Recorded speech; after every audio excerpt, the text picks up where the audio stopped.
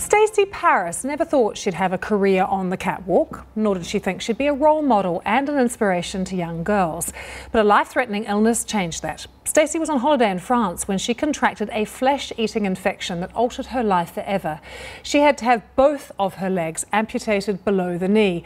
And now, after recovering and with new prosthetic limbs, she's forging a name for herself in the fashion industry. She's the only double amputee model here in the UK and the first to appear on the catwalk in Europe. She is an inspiration indeed. I'm pleased to say that Stacy is with me now. Have you ever seen yourself so big, Stacy? No, I haven't. They look great that big. I quite like them. You should be very proud of them. But take us back. We need to hear the whole story of when you were in France and you became unwell. Yeah, well, it was back in 2009, and while I was in France, I felt like I was coming down with the flu. I felt shivery and quite unwell just within myself. And after flying home, a few days later, my toe started swelling up and getting really sore to walk on. So I checked myself into the hospital to find out that the inside of my toe had completely degraded and broken down and needed amputated. Obviously, being told for the first time that you're having part of your body basically cut off, it's not a nice thing to hear at all, and there were hysterics and tears, as you would expect. Unfortunately, when I woke up from the operation as well, the infection had gotten into my bloodstream and into my lungs, and I had respiratory failure and was on life support for quite a long time, with my family being told that I was most likely to die. Luckily, clearly I didn't.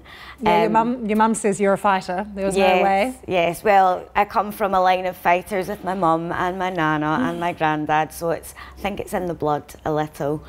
I think over the course of the next almost 3.5 years, I had somewhere in the region of 25 operations to take off bits of my foot and to try and save what they could save. Obviously that didn't work either. And the first leg amputation came about in 2012. Unfortunately, that was a second stint on life support.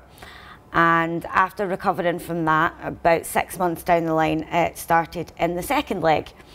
And it wasn't until about the fourth operation that I was walking down a set of stairs and I just went down in pain. And what was discovered that I also had a secondary infection in my bone, and my heel bone had snapped off. So that was the second leg amputation and recovery all over again. Stacey, we have to move on to happier times, because Yes. we can only imagine how awful and difficult this has been for you and your family. But here you are before us today, always obviously completely gorgeous. But did you want to be a model, and what made you decide, look, I can be a model even though I've got prosthetic legs? I had never thought about it before, because I was 5'6", so I wasn't tall enough to be a catwalk model, and I was a singer, and that was what I loved doing. But after recovering from my amputations, I was looking for inspiration, you know, to show that yet people have been through something similar and look where they are now. And in the UK, I just couldn't really find anyone like me that I could kind of take that inspiration from.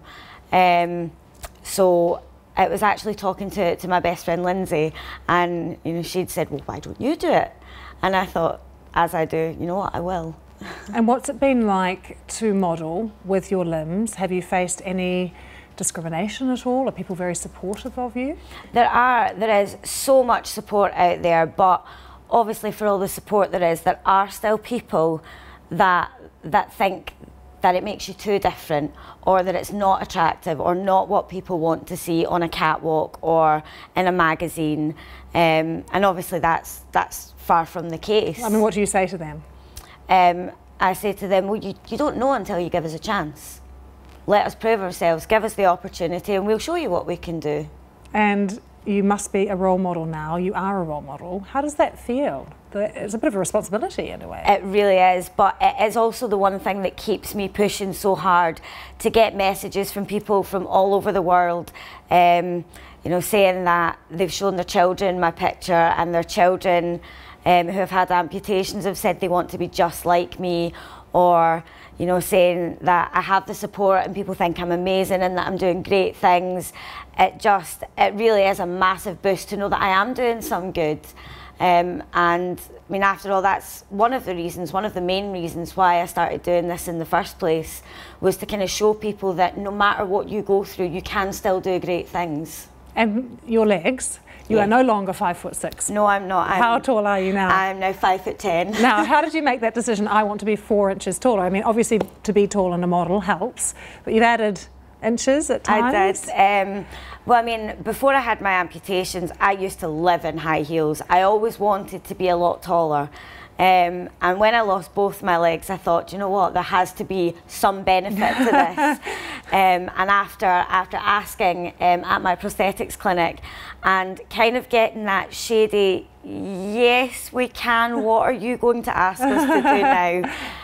I managed to convince them to, first of all, make me an inch taller, and then 3 inches taller, and last week I just added the final inch. Okay, what was it like to walk and be that tall for the first time? The world looks a bit different, I imagine. It really does. It was a strange feeling standing up.